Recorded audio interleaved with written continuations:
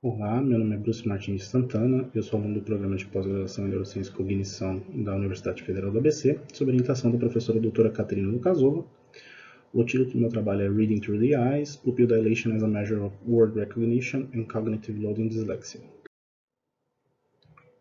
Primeiramente, é importante lembrar que leitura é feita e composta por palavras, e essas palavras podem ser classificadas por diferentes medidas, dependendo do autor que você utilizar. E na literatura, a gente tem diferentes caracterizações. As mais clássicas são o número de letras que essa palavra é composta, ou a frequência que ela tem dentro do próprio idioma. Mas uma medida que tem sido amplamente utilizada nos últimos anos é a densidade de vizinhos ortográficos,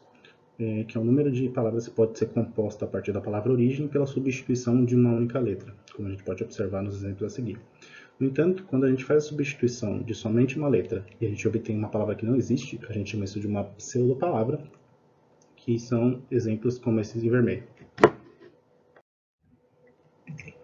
Pensando nisso, o que a gente observa na literatura em tarefas de decisão lexical, onde o sujeito tem que identificar se o que ele está observando na tela, por exemplo, é uma palavra ou uma pseudopalavra, a gente observa tempos de reação mais curtos para palavras do que para pseudopalavras. Com base nisso, Coulthard introduziu uma segunda segmentação desses fatores e introduziu o fator da densidade de vizinhos ortográficos.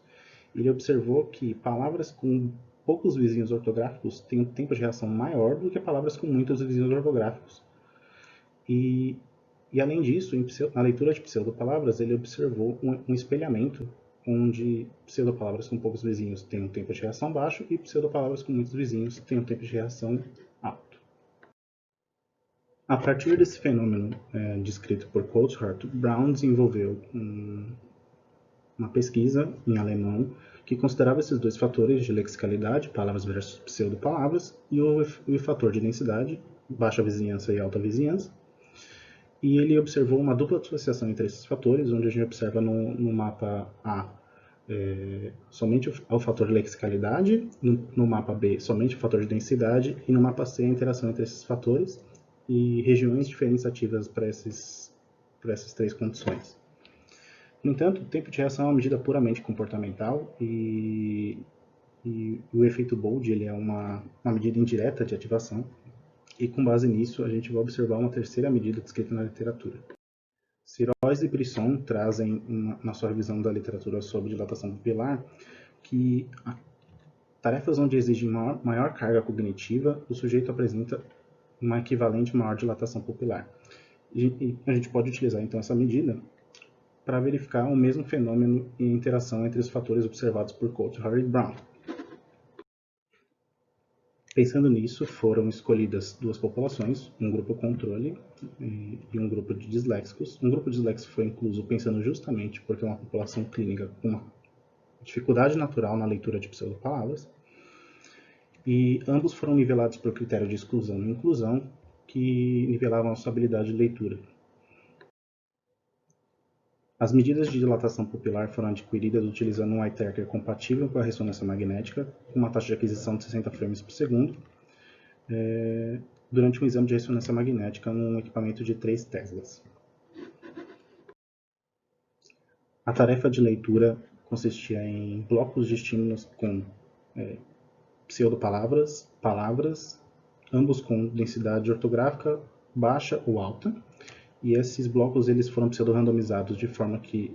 estímulos da mesma categoria não fossem consequentes,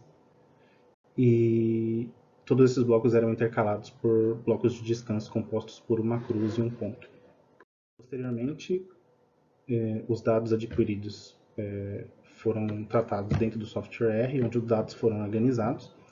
selecionadas as colunas e linhas de interesse, foi realizado um filtro com base na mediana dos valores e um filtro com base no Z-score, e posteriormente esse dado foi sumarizado para ser visualmente inspecionado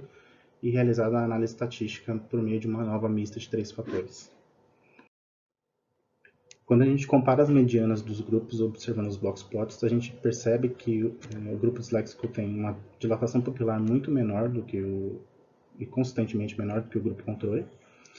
E quando comparamos com Coulthard, que tinha uma população saudável,